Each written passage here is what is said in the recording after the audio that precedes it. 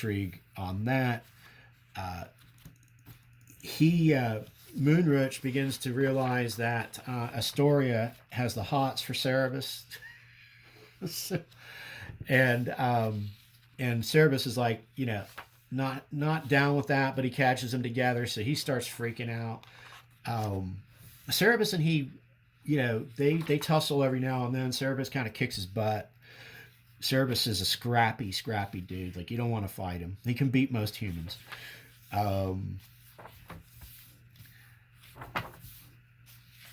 see. The albino, he pops up a lot. They eventually try to make him a political pawn as well. I think initially he has to run against him, but they're like friends. They meet each other in the first volume, and he's just kind of like he's got a very full sense of himself, but he's not that smart, which makes him a perfect politician. So he becomes kind of an ongoing character. But I wasn't quite sure how it worked out, but eventually I think the albino falls out of the political process, and they start running an actual goat against Cerebus. It gets really strange. And then this guy is from the church, and he believes Cerebus is fulfilling a prophecy, that his appearance means like the end of the earth is coming, and he wants to facilitate that. And then, of course, you have Lord Julius again popping up, doing his Groucho Marx routine. And, you can see, like, the character costumes, this is not barbarian, times anymore. This is like, I don't know, 15th century, 16th century. Now, they do say, like, the year, eventually they do say, like, this is the election of 1414. So on this earth, which has no, there's no France or Britain or, Spain. These are all different types of kingdoms with different names and so forth. But it's obviously very sort of European influenced in terms of its architecture and interiors and the clothing and so forth. So, yeah, everybody dresses very, very European. Jocko comes to visit him now that he's like a bigwig in the political machinery and he's got some money. She shows up, and he's very, Cerebus is a very flawed character. He's very full of himself. He's at this point now, he's clearly full of a lot of pride, and he's just getting caught up in the machinery of this political system, and beginning to kind of believe in his own greatness and so forth. Even though early on in a lot of the early issues, he thinks the whole system is like just a big joke, So, they have this scene where they have this conversation, and she kind of begins to realize that, he's changed a lot. And he's like, look, I can buy you anything, you can stay here. And, she's like, well, who's this Astoria chick that you're hanging out with? Like, she's living in your hotel and stuff. And he's like, oh, she's just my advisor, which she is, although she wants it to be something more. But in public, I think they try to play up that angle because it's, for some political, calculation. So she sees her. He's like, yeah, Astoria will live with us, and she has a room behind a sliding panel. She's like, oh, the three of us living in your suite. He's like, yeah, it's okay. It's got 7 rooms. Astoria is going to make Cerebus wealthy. Oh, and you might have to do some work, tidying up, running errands, Otherwise, Astoria will accuse Cerebus of taking in a freeloader. So Astoria really is kind of running his show, but he still kind of thinks that he's the bomb as well. And she's, Jocko's kind of like, yeah, I don't like what I'm hearing from you. Like, so, there's a rift between them. And he offers to give her some money and this, that, and the other thing. And she's like, dude, I'm out of here, So, so they're not able to sort of, they don't get together. She doesn't take him up on his offer. So this becomes a recurring theme in the book, is that there's always these obstacles getting these two back together, even though they're meant for each other. She's his true love. She loves him truly, and it becomes kind of a running subplot soap opera. And it gets even more complex from here. So that's the other thing, there's just so many different subplots in this work. Like I said, character arcs. This whole issue is basically a conversation between the two of them. She leaves him with a gift. He doesn't know what it is when she leaves, but she leaves him with something that she brought to him. And he goes to open it because he's like, well, what's this thing? And it's his sword. So I guess she found his sword.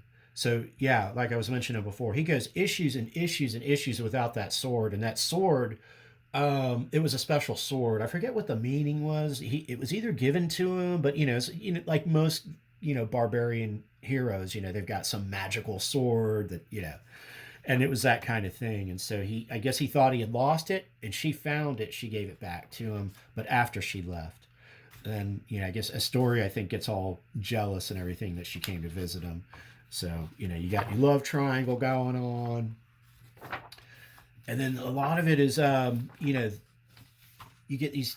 This was interesting where you start. This issue is visual panel, but transcripts of the conversations that were taking place. So no scenes with word balloons, pretty much. Like it's just the scribe.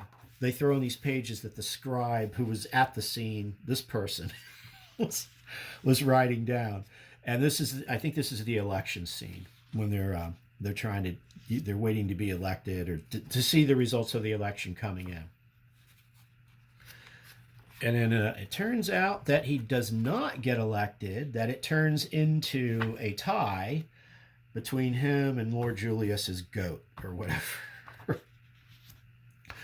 And then it comes down to there's this small little country rural area where there's 3 voting ministers that have to make the deciding vote, and they go to visit them to see if they can sway that vote. And so there's a whole issue dedicated to that.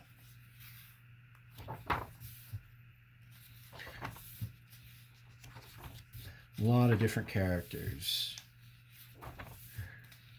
You see here Cerebus now, he's wearing like a suit and a tie.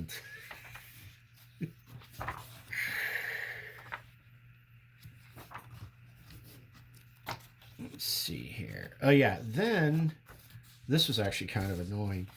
You go from your traditional pages. I guess there was a run of about 4 or 5 issues where they went to the format where you had to turn the comic book. So I had to start reading it like this. And again, creative use of paneling here. A lot of continuation of scenery, but you'll have just a thin line of panel to separate the action and separate the word balloons. Yeah, this is when they go to that sort of snow northern region to talk to this guy about, hey, did you end up giving me the votes that pushes me into the prime minister position? And basically the guy ends up telling him, yeah, we did, but I'm not going to tell you. We've already sent it off to the capital of IS. You got to go there to see if you won or not. So it turns out he does win, and he becomes prime minister.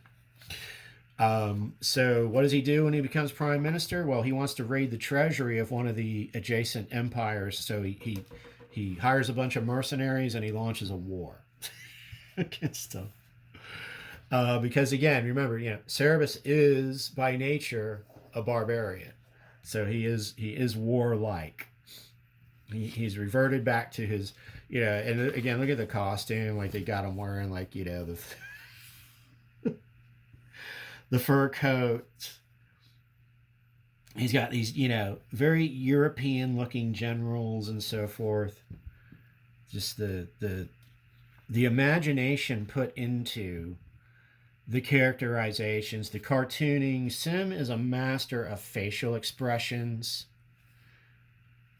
conveying, scenery and character expressions. Even on Cerebus, you can tell a lot by what his eyes are doing.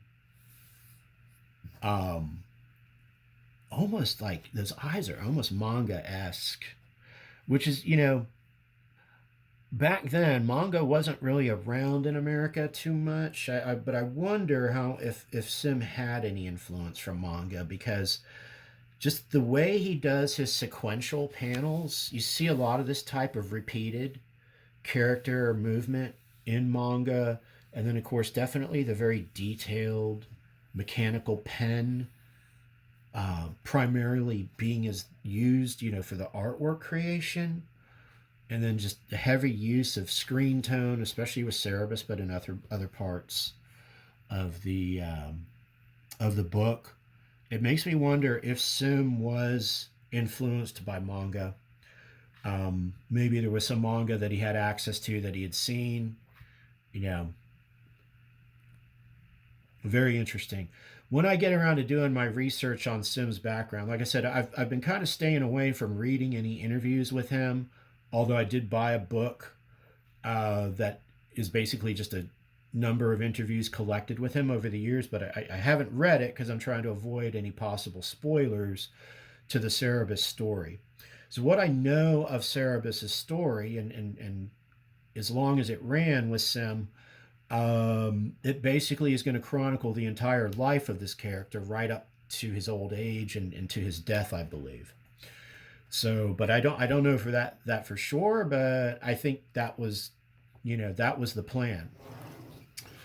He he he said that he had a plan when he first sat down to write all this. Although you could tell, I mean, over a number of years, you make a lot of changes and tweaks and tinkering to a story of this magnitude.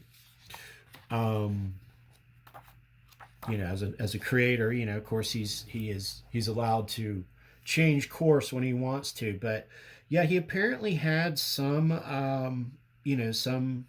sketched out life story for this particular character and these other characters in mind, and he felt the need to tell that story, even if it took him 3 or 4 decades to do it. Kind of like Jack Katz with the First Kingdom.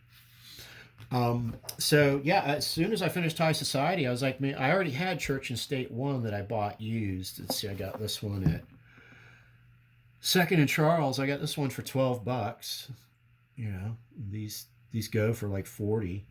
But this is one of the older editions. It's on the old paper stock, but that's fine. I mean, the artwork still looks good enough. Um, yeah, so Church and State issues 52 through 80. So essentially now Cerebus is no longer prime minister. He's been deposed. And so he just kind of goes into this mode where he leaves Iest, and he's kind of wandering the countryside again. And he just wants to hang out and drink ale and start writing a book about his experiences as prime minister. But the political machine will not leave him alone. So he winds up at the house, at the estate of this countess who is related to Lord Julius. As he later learns, Astoria was too. Astoria was married to Lord Julius. So this guy, Lord Julius, who looks like Groucho Marx, has got his fingers into everything. And there's kind of a budding romance between the two of them, but it doesn't really come to fruition. But one of the ranking aristocrats of IS wants to start to manipulate the church. The church doesn't have a big role in high society, but now church and state, obviously, this is all about. Now that the story takes a turn towards the church and how they deal with the church. And basically their idea is they propose that Cerebus become essentially the Pope of the church because there's a vacancy. The Roach shows up. Now his persona is the Wolverine Roach or the Wolver Roach. And he is her uncle. So yeah, the parody of Marvel characters still continues, which I want to know what Sim's beef with Marvel is at this time. And then it turns out, they find out that the Roach, the Wolver Roach, the Moon Roach, yeah, he was kind of like, he's been manipulated by Lord Julius and his doctors and so forth for a long period of time. They actually eventually kind of gave him, I think, some kind of strange super serum to finally give him, like, I guess superpower, kind of like, Captain America. Um, but he eventually, he spends some time there, but he eventually goes back to Iest and he becomes the Pope. And so he starts referring to himself as His Holy, His Holiness, yes. He usually refers to himself by name as Cerebus. Um, and they get him drunk, and they engineer that he ends up getting married to Red Sophia. So now he's married to her, which he's like, oh, I didn't, but they do this to try to control him. And the package with her comes with, let's see, she hasn't made the mother-in-law, who's this crazy maniac, and they don't get along. So this is, some more of the comedic elements in the book. The elf makes an appearance, supposedly. And then Astoria, they kind of do there's side stories with her. She's kind of off doing her own thing. She's sort of in limbo trying to figure out her next move. Still has designs on political power. So all these other characters that were involved in the Prime Minister push, they kind of go into the background now. But he's kind of giving you these little side stories in these volumes about, what they're doing and what's going on with them, keeping you in the loop as to all the different moving parts. You get incredible panels like this. So much of Cerebus is just people sitting in rooms talking. Which you would think, like, when I was a kid and I saw something like this, I was like, oh my God, this is boring. This sucks.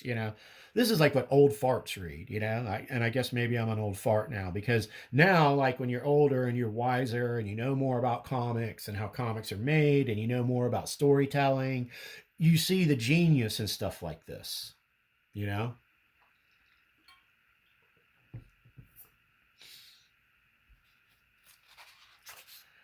I mean, this is like Game of Thrones long before Game of Thrones and long before any of those books were written. And yeah, you have, Lord Julius popping in, they're wearing like these aristocrat wigs now. And it's just zaniness, man. It's just, this guy's such a nut job, but he really holds all the cards. He's a master manipulator. He's the politician that kind of runs all the all of the show. He's running really all of the show. He's just cinematic opening sequence here in this issue. I don't even know. This sequence actually almost kind of confused me, but again, this is experimentation. Yeah, so the episode Mind Game 4. So, you just start out, he's just sitting in a couch thinking to himself, Cerebus wants an ale. There isn't any ale. Hannick told Cerebus himself the ale won't be here for 3 more days. But then he just starts thinking to himself, he's lamenting that he doesn't have enough beer. And that's juxtaposed with these panels of this kind of cinematic zoom out, I guess, of the title of this issue. Because these have nothing to do with this. This is like watching a movie. So there's the M in Mind Games, I think. A, D. Yeah, I didn't really know. Yeah, G. I didn't really know exactly what was going on here. It almost makes me think. So you see the back of his head. It's like he's in there watching a movie or something. But there are no movies in this time period. Like, that technology doesn't exist. It's very strange. And you have these panels. It's just him constantly just thinking. Now he's getting drunk. So he found some whiskey and he's drinking.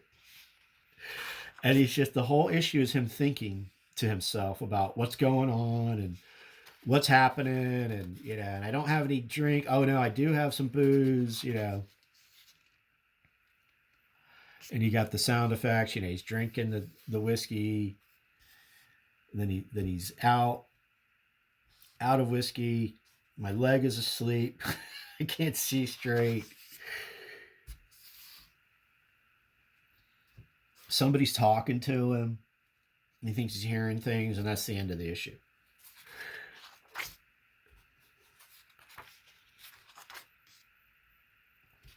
You have these political machinations between the guy that's running the church. He's like the lieutenant of the church, and this dude who's a politician who's kind of trying to manipulate everything, but he still has to deal with Lord Julius as well. And then the mother-in-law of Red Sophia is just a psychopath. She's just running around beating up people.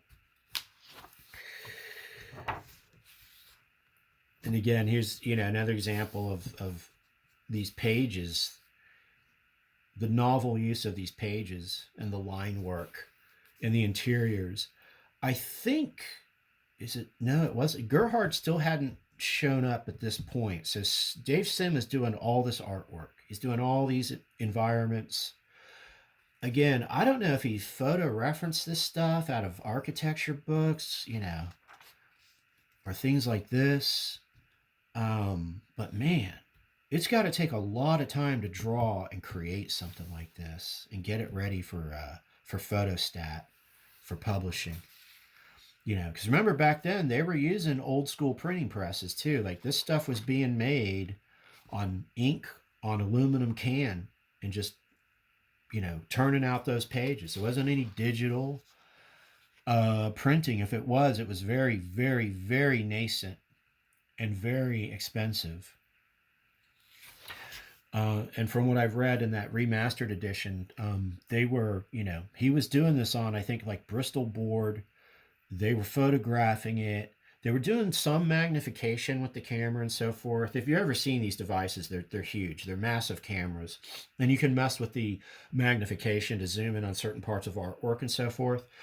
And then once they have a really good photo of it, they will take it and burn it. They'll take the negative and burn it onto a piece of aluminum, a special piece of aluminum that is flexible, that can be wrapped around a steel canister. And that thing, they apply ink to it. In this case, you would have to just apply like basically black and white. And they'll apply ink to it evenly, and then they'll load these massive reams of paper, and they'll print out the comics or the magazine or newspaper or whatever. And that's how they used to do it, basically at a high level. That's how they used to do it. I know because that's what I used to do a long, long time ago. And I have another video where I kind of went into that process. But yeah, that's another thing that makes me admire the effort that was put into this artwork in the creation of this thing. And they play around with all kinds of different lettering. As you see here, you've got very good comic book lettering. I don't know if he did his own lettering. I think he did. But sometimes he would do these journal entries, so he'd like do it in cursive. But it was all legible. There was nothing that I wasn't, even in this stuff, there was nothing I wasn't able to read. It was all very legible. So his cursive is was in a pretty good style. So here he is, kind of as the Pope, and he's got the will of the people with him, and he's basically telling them, "Give me all your gold."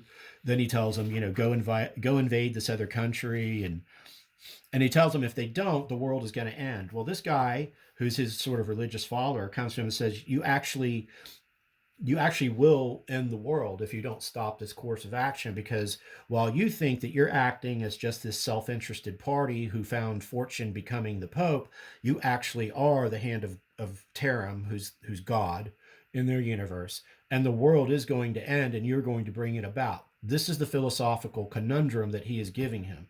He is telling him, if you don't stop and come out, and tell people, okay, stop giving me your gold, and the world isn't going to end. Well, now Cerebus has to have that conversation with himself. Well, I'm already on this course of action. If I go out and tell these people, hey, don't give me your gold anymore, and the world isn't going to end, that's going to make his credibility, you know, uh, go down the toilet. So he's in a catch 22. He's in a trap of his own making. So, again, some philosophical statements here about the nature of religion, about the nature of crowds, about the nature of propaganda, about the nature of religious fanaticism, but also about the nature of the reality of religion or the reality of an active God in the universe. This gets into all of that. All of that subtext is here. So, and again, in this sequence, he's got a very bad cold. He's sick, so he's just laying in bed. He can't get comfortable. It's just takes up 2 whole pages. Things like that. His wife, who he doesn't want to be his wife, but is his wife. She finally, I think, gets to the point where she's had enough of his nonsense, and eventually she ends up leaving him. But I think she definitely is going to come back in later on at some later point in the story. And then he's got this guy's really comedy relief. This is sort of his right hand man at the moment. So this guy shows up, and he's always like trying to eat pie or something. This is all the gold that they stacked up that they took from the people. Yeah.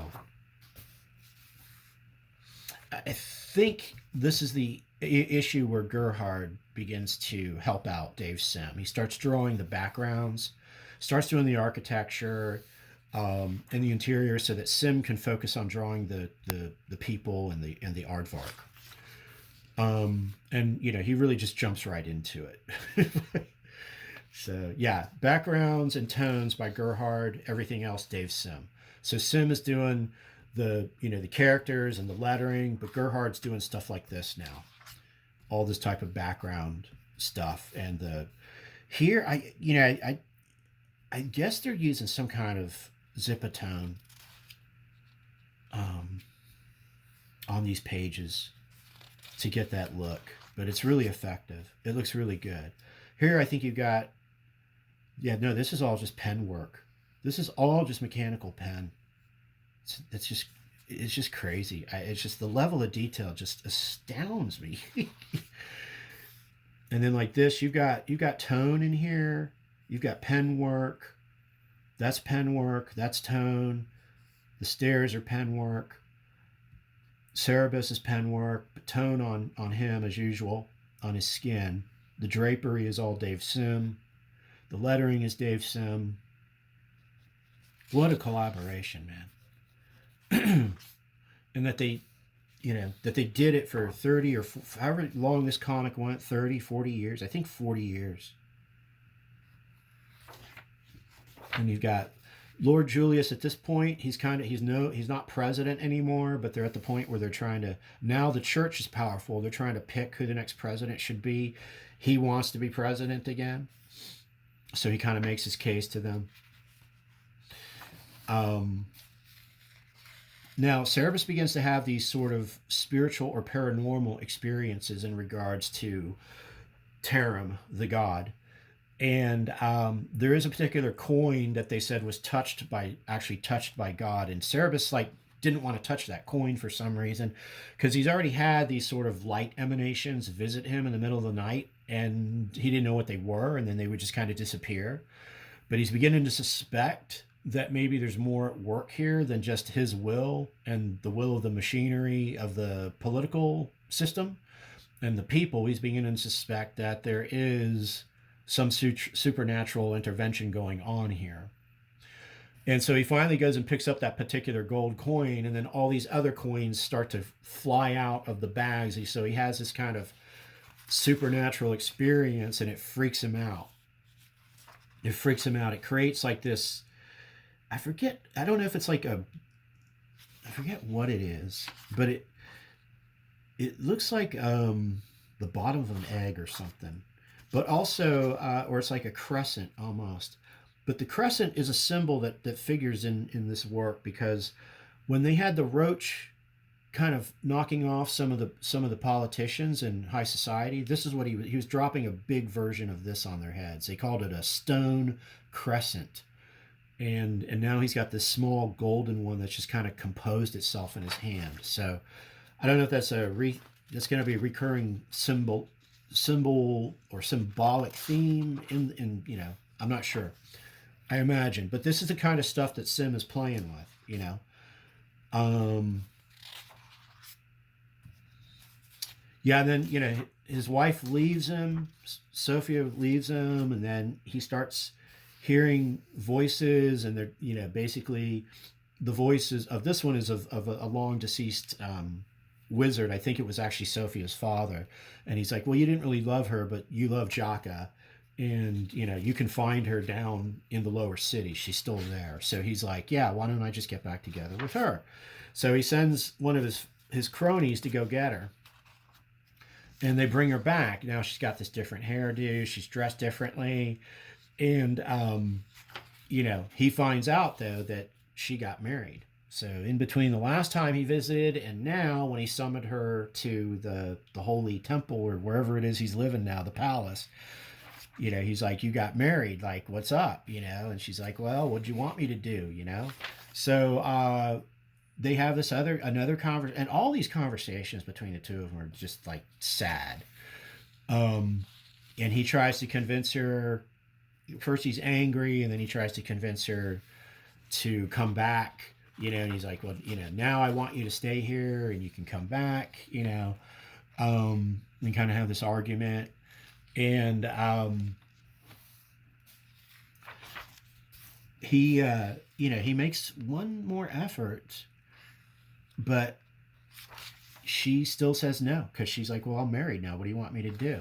Also, it turns out that Lord Julius is her uncle. So again, Lord Julius has his tentacles everywhere. So yeah, they end up parting ways again, and they have this. In this one, they have this scene where she is about to leave, and he offers. What does he do? Oh, he offers to dissolve her marriage because he's the Pope. Then he offers to give up being the Pope. He puts on his old vest and gets his sword that she gave him, and he's like, look, we can just leave. We can go north where there's no people, and I know a spring and a river, and we can have a cabin, and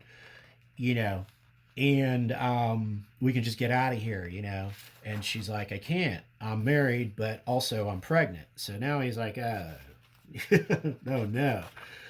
So that puts the kibosh on that idea. So now she admits to him that he's pregnant, and he's like, well, man, I can't, now I can't do anything. And he throws the sword away. And